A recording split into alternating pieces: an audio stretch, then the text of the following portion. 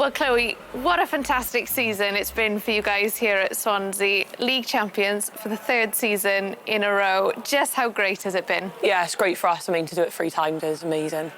It's just brilliant, really.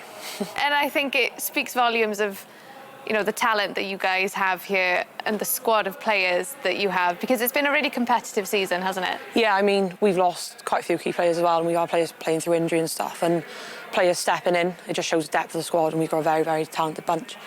OK, look, I know you think you're here to do like a proper end-of-season interview, but I'm delighted to tell you, Chloe, that your goal against Cardiff City at Leckwith has won the Genero Adran Premier Goal of the Season. So congratulations. Oh, thank you.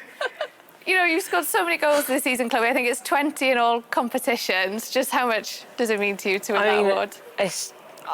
I just got no words. I didn't even know it was an award. No, I'm grateful. I mean, any goal helps a game. So, yeah, I got no words, really. Oh, bless you. You actually are speechless. You were so nervous before doing this interview.